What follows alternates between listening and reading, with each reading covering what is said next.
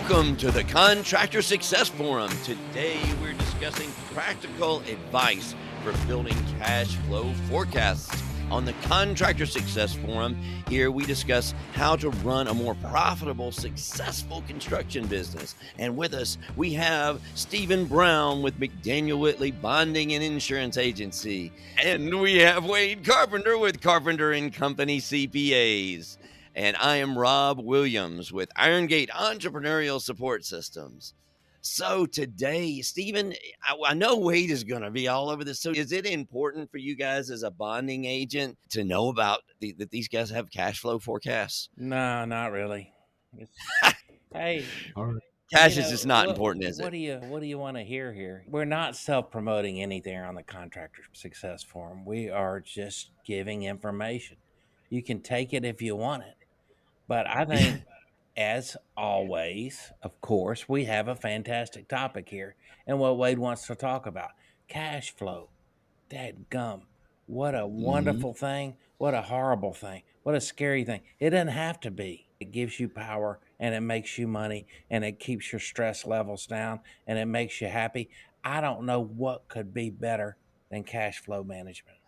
Cash flow is the lifeblood of our businesses. And I tell you what, I'd say more than half, I don't have a statistic on it, of the new calls that I get is something about cash flow, because they always kind of want to call, but when that cash flow hits, boy, then that's when they make the call. What makes cash flow so exciting, Wade? Well, I'm not sure what makes it exciting, but I do have a story I wanted to relate. I don't think I've told you guys in the couple of years we've been doing the podcast, but early in my career, I think I was like 3 years in public accounting. I got tasked to do a special project for a commercial concrete contractor to do a cash flow projection. This was 30 years ago. We were back on the Lotus 123. This was before Excel. And I found the whole project, it was really fascinating because I learned, hey, we're projecting X amount is going to come in. We have retainage going out and all these other things that went into it. But when we completed it, it helped the company get a line of credit and bonding because they were expanding. But everybody was so impressed with it that I got asked to speak at this construction symposium. And it was basically all kinds of construction topics, but the whole afternoon was like these round tables. And I think there was 8 round tables per session, 3 sessions. And again, this was early 90s. So when they came in, they had to sign up on a piece of paper for which ones they wanted to go to that day.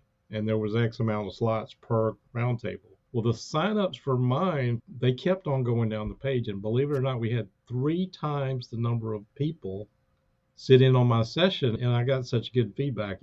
Right then and there, I was like, hey, this is really one of those things that contractors really care about. And it's something that I've really been fascinated by over the years. And in fact, I just got to thinking, my second highest billing client, not the biggest client I have, but the second highest billing client I have, came to me because I was known for doing these cash flow projections, and they had complex situations. What I learned from projecting cash flow is, number one, it's complex. It's a lot more involved than trying to build a cash flow projection for a standard service-based business or whatever. Number two is the methodology really has to fit the type of construction you do. And universally, people want to know how their cash flow is, what's coming and that kind of stuff, but few people will take the time to do it and do it well. So today, I hope what I'm going to give you is some practical advice on accomplishing that. Wade, I was just working on my own cash flow, but it was interesting in QuickBooks. It's like, here's your cash flow thing. So I went there, and basically it's just, you have to have your information plugged into your accounts receivable and your accounts payable. So I was like, well, this is not very helpful for me. I want to know the things that I don't have plugged in there yet. So, you mentioned to us earlier the forecast versus a projection. Does that have to do with that, or what is the difference? Well, a lot of people don't know the difference, and sometimes I have to remind myself what the difference is. A forecast is literally, this is what we expect is going to happen. Based on what we know right now, this is what a projection, we can make certain assumptions. We can do scenarios and say, what if we bought this machine, or what if we got this contract? So essentially, a forecast is the most likely scenario, a projection. We can take things into account and we can make certain assumptions. For a projection, I would say we had an episode where we talked about throughput accounting. And when we look at a projection, that's the kind of thing where you can see how the example I gave in that episode was you may have a lower gross margin, but you could end up making more money when you can see the cash flow from it. Mhm. Number two, a properly done cash flow, especially if you're growing, can tell you if you're going to run out of money. It can tell you if you can afford to grow. I wish I had known those words yesterday, but I guess I was looking for a projection when I said I was doing a cash flow forecast, but it might be good. That might help some of our listeners if they're talking to their own accountant to know the difference in those words, how to express what they're looking for so they won't be upset with their accountant when he just gives them a forecast instead of a projection. Yeah. Well, it depends on, and I may use that interchangeably as we talk about that today, but what we talk about as a CPA, if I give a opinion on doing this projection, there are some parameters we have to put around it. But I may use that term interchangeably today, if that's all right. Yeah. What about the fact that I have a lot of money in my account? Why do I need to track cash flow? Well, as we all know in construction, a lot of money in your account can be very deceiving, and it can go away in a heartbeat if you're not watching it. So, Right. And you don't know where it's all allocated and what's expected of it. right. So, if it's okay, can we just talk about some of the situation where you might need one? Yeah. Why might we need a cash flow projection or a forecast, Wade? Well, the biggest reason I would tell you to do it, which few people take the time to do, is basically manage and control your cash flow internally. That can tell you quite a bit, and it can help you make some decisions that whether one path is better than the other path. For bonding, we've done certain, I can go into that a little bit later, but like that concrete contractor, they were going to burn off so much of the billing every month. So it would kind of release some of that, and it can help you with the bonding. It can help you with the banking if you've done it properly. And I'll talk about some of that in a little bit, but a poorly done projection can kill the trust in it. If you just throw some numbers out there, it can also have the reverse effect if you don't really put some thought into Yeah. it. But So how long do you project the cash, Wade? Is short period, long period? How often should you be doing that? well, it depends on your needs. I have some contractors that do it every month. It depends on where you are. If you're in a heavier growth cycle, you may need to do it very often. And if cash flow is tight, you may need to do it. And I'll talk about the frequency and that kind of stuff in a minute. But if you're in growth mode, you just need to make sure that you can ensure the growth and you're not going to run out of cash. Yeah. A great story on that is when we started our truss manufacturing plant, we put a bunch of money in the bank to start. So we had it sitting there. So we're like, oh, this is great.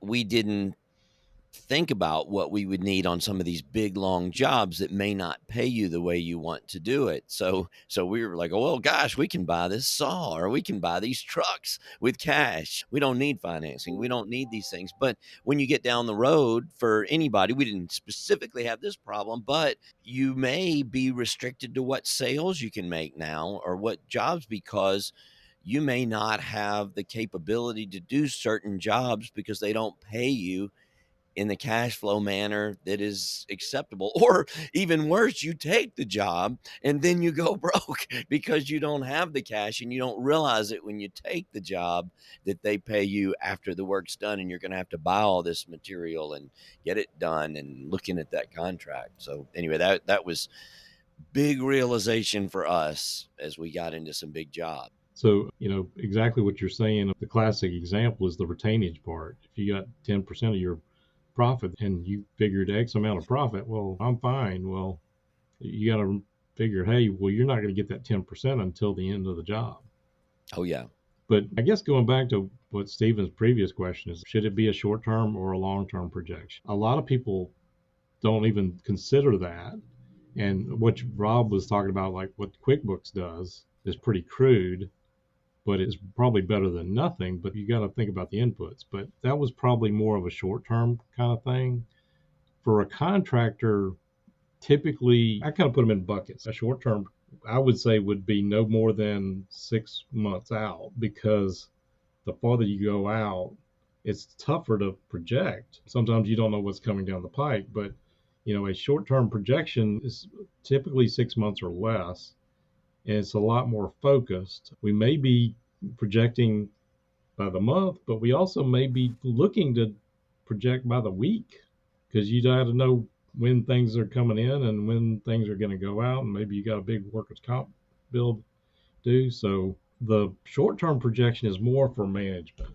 So is the short-term projection just putting together your, well, on a simple company, your accounts payable and your accounts receivable? I guess for a contractor, you got a few more factors that are sort of known. Yeah.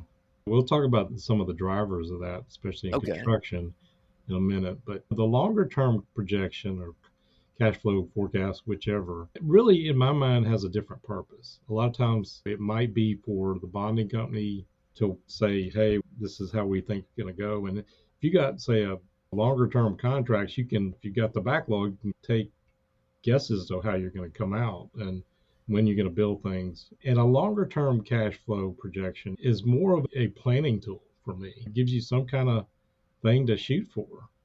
And especially when I think about a long term cash flow projection, it's not just looking at cash, but you also look at the income statement as well as the balance sheet.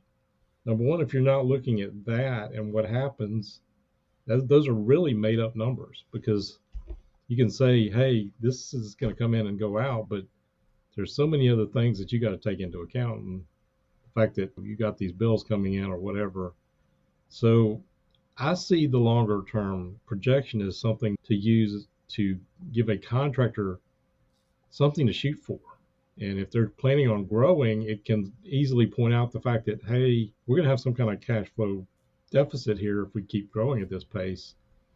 That's when you go to the bank and you can take it to the bank, and they appreciate that, as long as it's not made up numbers. One thing I've run into lately is when you have these cash flow projections, are the underlying assumptions of these cash flow projections when you're doing it, like the receivable days or something. I was recently dealing with a contractor who had massively different receivable dates on his jobs, and they're not even aware that it matters. They had a lot of cash in the bank, like Stephen was saying, but they did have some problems because they had some big jobs and some smaller jobs. And the big jobs a lot of times tend to pay a lot more slowly. So when you get those in there, it will really skew your days of receivables coming in. And I think it's important for these contractors, when Wade and your accountants make these cash flow projections, that you know what the assumptions were. So when you're out there getting jobs, if you've got a 90-day job coming up, you need to let the guys know that, hey, we got something different, because this cash flow projection is not going to work out. I think a lot of guys, they would know it if they were told that, but they just don't process that when they're going through these jobs. They're too busy bidding and doing the takeoffs and trying to figure out the quote profit of the job without thinking about what the cash flow is. You get down in the weeds. Yeah, I know exactly what you're saying. Yeah. And there's software out there, there's things to do this, or you can do it in Excel. But if you use a flat growth factor or something like that, and just say 10% growth across the board, it is easy to come up with something that is going to say, well, hey, in a year's time or 2 years' time, we're going to be putting $1 million a month in our pocket. And it's easy to create a scenario that it looks unbelievable. And when you turn something like that into your banker or your bonding company, they're probably going to distrust it more than they would if you hadn't given them anything at all. That's right. Don't even do it. And remember that you get bond credit based on your backlog gross profit. So you got to show the bonding company and your banker that you're conservative in your profit estimates and you're bringing the projects in according to your profit estimates. So that's everything. Not only do you have to show the bonding and bankers that, you've got to more importantly show yourself that. And these cash flow projections can be a great way to exponentially increase your bonding capacity. Yeah. I was just saying something a minute ago. We're talking about building that construction cash flow forecasts, and there may be more things you have to say on that, Wade, and then getting into what I was talking about. But those cash drivers you've talked about so many times that are so important. I don't know if you want to talk a little bit more about building that cash flow forecast and then get into those drivers. Yeah, one other point on just real practical thoughts, and then we can jump into those drivers, is there's software out there to do it. The majority of them out there are longer term projection type tools, but there are some shorter term tools to where you can look at it on a weekly or a monthly basis, and depends on what your purpose is. But again, even if you have one of those tools, it's very easy to put something in there and put a number and you just run it out. And well, hey, at some point it really becomes unbelievable. So just gut check, is this reasonable to put on paper? Look at the whole thing. But to go to your point, Rob, as far as the drivers, you can't just take a cookie cutter to construction. The first thing I would tell you is look at the type of jobs you're doing. Are they really short term jobs? Or are they long term jobs? I was using the example of a concrete contractor. If you got somebody that's doing big concrete jobs, that can take months, or I've got one that's going to be a couple of years worth of concrete work that's working on right now. But then there's other guys that do driveways and curbs and stuff like that. They may be done in a day or two. So developing the methodology really needs to look at how long your contracts are, how you paid, receivables and stuff like that, retaining. This just made me think of this. There's this big tennis center, the University of Memphis, that I keep passing, and they've had this material stacked up on that thing. I guess it's the roofing. It looks like some kind of foam. Yeah, it's 3 It's stories been, high. yeah. Oh, yeah. It's close to your house too. Yeah, and it's been sitting out there forever. So I was thinking about this with the cash flow. So many of our successful guys that are making good profits right now have pre-purchased this stuff during COVID because these pricings have been. But gosh, I keep thinking about the cash flows that must be happening of this. These guys pre-purchased this, and boy, that's a big driver. One of the examples, I think that's something you'd definitely be wanting to talk to your accountant about now. That's well, for me, I think the two biggest issues that I'm running into are the extra WIP or inventory, I guess, that people are getting into for the pre-purchasing, and then the receivables that are not received. It's those are big things. So those are those drivers that you may have to change a little bit for your forecasts in this season. Sure. Thinking about some of that stuff, to actually properly do a forecast, you really have to have the good inputs, good books. There's so many contractors out there, they just keep it on a cash basis.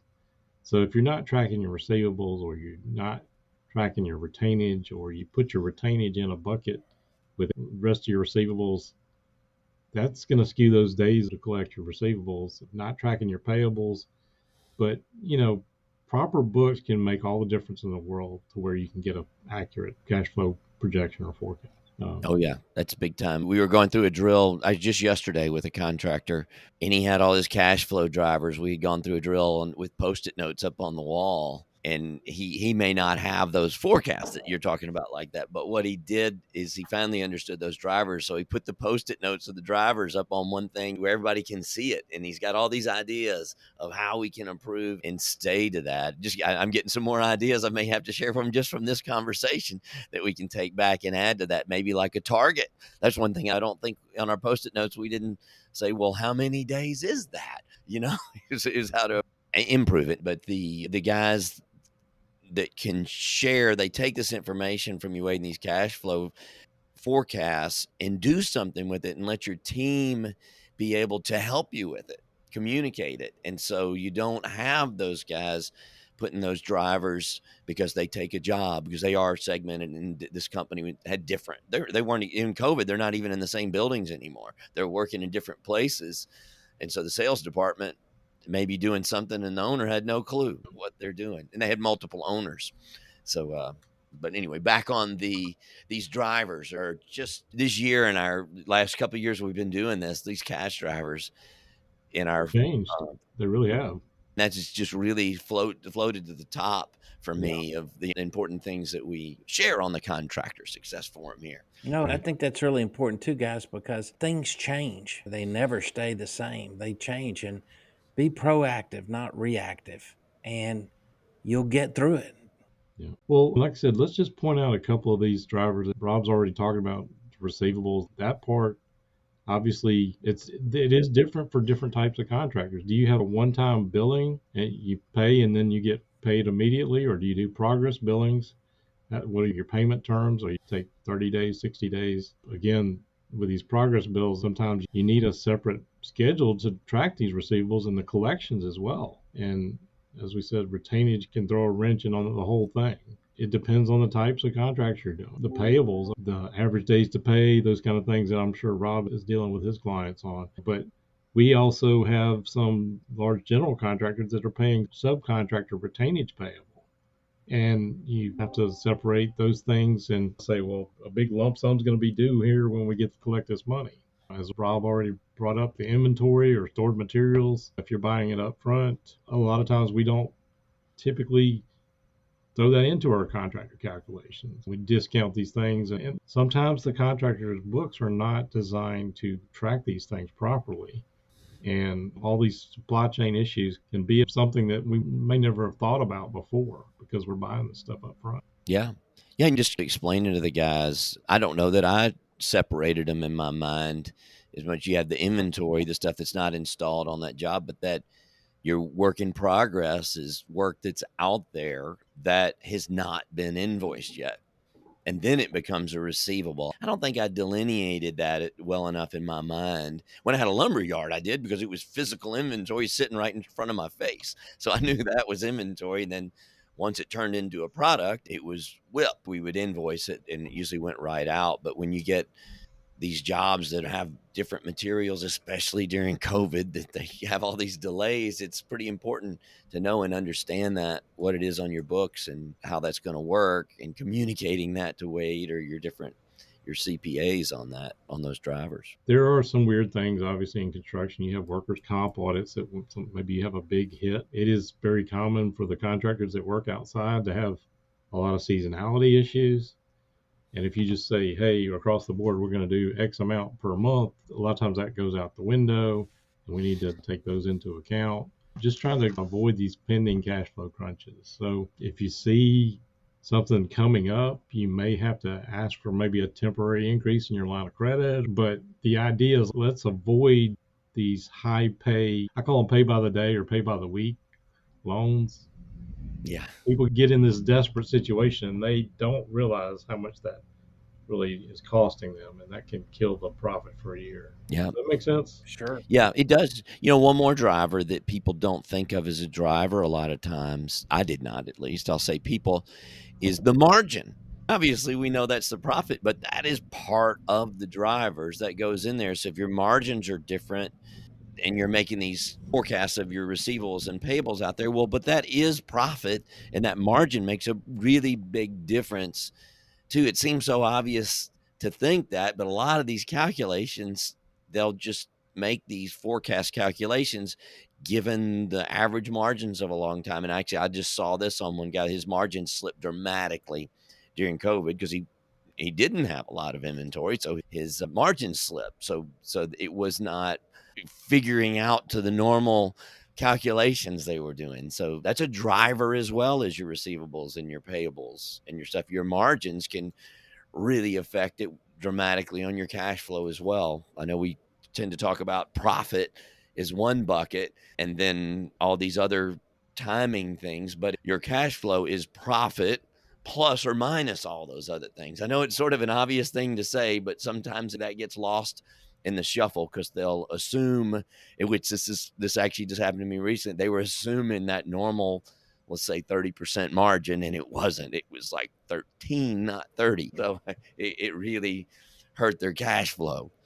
So yeah, this cash flow stuff is just the cornerstone of most of these businesses because it's the lifeblood of your business. A properly done cash flow projection or forecast can really help you grow and manage a business. It can also help you secure the bonding, banking, those kind of things. But the way I see it, it can be also a great roadmap to building a great business. That's something I didn't really go into, but doing the properly done forecast is also going to project out your receivables and balance sheet to see if all this is reasonable. So if you're not doing those, consider doing it. Reach out, get some help. I know Rob's doing some work in this. This is something I always love to talk about, but get some help from somewhere. And I hope some of the stuff we said today maybe at least made you think about some of the things that are driving the cash in your business. All right. Well, this is great. All right, Stephen. I think it's great and a wonderful topic. Thanks, Wade. Well, this has been another wonderful episode of the Contractor Success Forum here, and I appreciate you guys tuning in to Wade Carpenter, Stephen Brown, and Rob Williams, and we'll be looking for you on the next episode of the Contractor Success Forum.